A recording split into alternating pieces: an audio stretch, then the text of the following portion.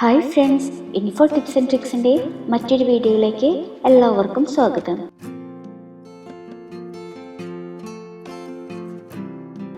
ഞാൻ ഇന്നിവിടെ ഒരു 4 മണി പലഹാരത്തിൻ്റെ വീഡിയോ ആയിട്ടാണ് വന്നിട്ടുള്ളത്.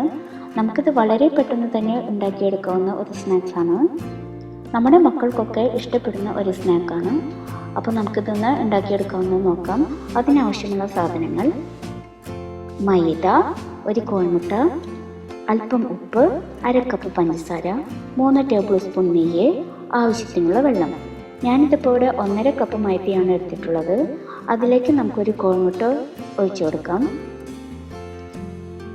പിന്നെ 1/2 കപ്പ് പഞ്ചസാര. ഞാനിവിടെ നന്നായി പൊടിച്ചെടുത്തിട്ടുള്ള പഞ്ചസാരയാണ് ഉപയോഗിക്കുന്നത്. പിന്നെ 3 ടേബിൾ സ്പൂൺ നെയ്യ്, അല്പം ഉപ്പ്. ഇതെല്ലാം കൂടി നന്നായി മിക്സ് ചെയ്തെടുക്കാം. അതിനുശേഷം നമുക്ക് ആവശ്യാനുസരണം വെള്ളം ഒഴിച്ചു കൊടുത്ത് നല്ലവണ്ണം കുഴച്ചെടുക്കാം. ഞാനിതിപ്പോൾ കുഴച്ചെടുത്ത് ഓരോ ബോളുകളാക്കി വെച്ചിട്ടുണ്ട്.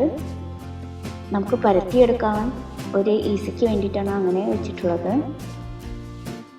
ഞാനിതിപ്പോൾ പരത്തിയെടുത്തിട്ടുണ്ട്. അതിന് നമുക്ക് ഇഷ്ടമുള്ള ഷേപ്സിൽ കട്ട് ചെയ്തെടുക്കാം. ഞാനിതിപ്പോൾ ഒരു ഏകദേശ ഷേപ്പിൽ കട്ട് ചെയ്തിട്ടാണ് വെച്ചിട്ടുള്ളത്. ഇനി നമുക്കിതൊന്ന് ഫ്രൈ ചെയ്തെടുക്കാം. അതിന് വേണ്ടിയിട്ട് ഒരു പാൻ വെച്ച് കൊടുക്കുക.